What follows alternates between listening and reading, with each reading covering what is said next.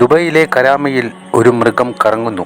പിടികൊടുക്കാതെ ആ മൃഗത്തെ കൂട്ടിലാക്കാൻ ദുബൈ കരാമയിലെ മലയാളികൾ പ്രയത്നിക്കൂ. അല്ലെങ്കിൽ ആ മൃഗത്തിന്റെ മലയുടെ ഇടുക്കിൽപ്പെട്ട് ഇനിയും പലരുടെയും ജീവൻ നഷ്ടമാകാം. അറിഞ്ഞില്ലേ ഈ ദാരുണമായ വാർത്ത? ജോലി ആവശ്യത്തിനായി ദീപക് എന്ന ഒരു യുവാവ് ഒരു ബസ് യാത്ര നടത്തിയത് അയാളുടെ ജീവൻ തന്നെ അവസാനിപ്പിക്കേണ്ട നിലയിലേക്കെത്തി.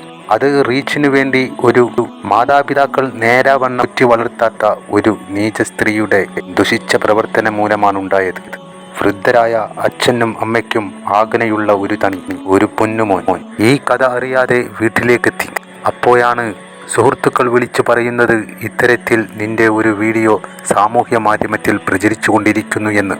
അപ്പോൾ തന്നെ ലാപ്ടോപ്പ് എടുത്ത് സംഭവം അന്വേഷിച്ച ദീപക് കണ്ടത് താൻ മനസ്സിൽ പോലും കരുതാത്ത കാര്യം. ഒരു സ്ത്രീ പറയുന്നു, ഇതുവരെ താൻ നിലനിർത്തിപ്പോന്ന അഭിമാനം ഒരു നിമിഷം കൊണ്ട് തകർന്നടിഞ്ഞത് ഈ യുവാവിന് സഹിക്കാനായില്ല. അപ്പോഴും ദീപക് അതിന്റെ കമന്റ് ബോക്സ് പരിശോധിച്ചു.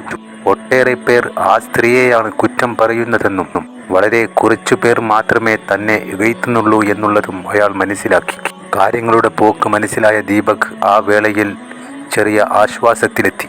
പിറ്റേ ദിവസം ഈ യുവതി വീണ്ടും ഒരു വീഡിയോ ചെയ്തിരിക്കുന്നു. ഇയാളെ സമൂഹം ചോദ്യം ചെയ്യണമെന്നും തന്നെ ഒന്നും ചെയ്യാൻ കഴിയില്ല എന്ന ധാരണയാണ് ഇത്തരക്കാർക്കുള്ള വിചാരമെന്നും പറയുന്നത് കേട്ട ദീപക് ആ തീരുമാനത്തിലേക്ക് എത്തിയത് ഇങ്ങനെയായിരുന്നു.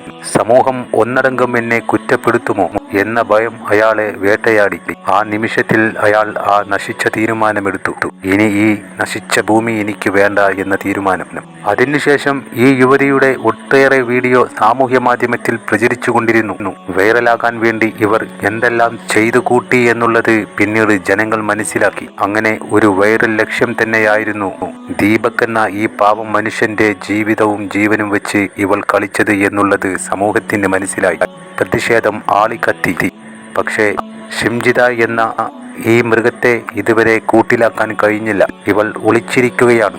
ദുബൈയിലെ കരാമയിൽ ഇവളെ കണ്ടവരുണ്ട്. ഇവൾ അവിടെ ഇറങ്ങി എന്നുള്ളതിന് വ്യക്തമായ തെളിവും. നാട്ടുകാർക്ക് പോലും ഇവളെക്കുറിച്ച് നല്ലൊരു അഭിപ്രായമില്ല. വൈറലാകാൻ വേണ്ടി മുടി അഴിച്ചിട്ട് സ്വന്തം മതത്തിന്റെ വിധിവിലക്കുകൾ പോലും കാറ്റിൽ പറത്തി ജീവിക്കുന്ന ഇവളെ സത്യത്തിൽ നാട്ടുകാർക്ക് പോലും വെറുപ്പാണ്. അത്തരത്തിലുള്ള നാട്ടുകാരുടെ പ്രതികരണങ്ങളെല്ലാം നമ്മൾ കേട്ടത് തന്നെ. കുറ്റവാളികൾ ശിക്ഷ അനുഭവിക്കണം, അതവർക്ക് ഏറ്റവും അർഹതപ്പെട്ടത് തന്നെ. അതുകൊണ്ട് തന്നെ ഇവളെ കണ്ടെത്താൻ പരിശ്രമിക്കുന്നവർക്ക് സമൂഹത്തിന്റെ പിന്തുണയുണ്ട്.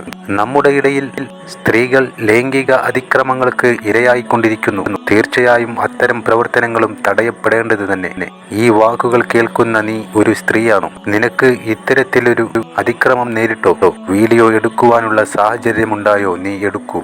അത് നിയമപാലകരുടെ മുമ്പിലേക്ക് എത്തിക്കൂ. അല്ലാതെ സാമൂഹ്യ മാധ്യമത്തിൽ പങ്കുവെച്ച് ഒരു കുടുംബത്തെ തകർക്കാൻ ശ്രമിക്കുകയല്ല ചെയ്യേണ്ടത്. ദുബൈ കരാമ ഭാഗത്തുള്ള ആളുകൾക്ക് വേണ്ടിയിട്ടാണ് ഞാൻ ഈ ഒരു വീഡിയോ ചെയ്യുന്നത്. നിങ്ങൾ ഈ വോയിസ് ഇത് കേൾക്കുക.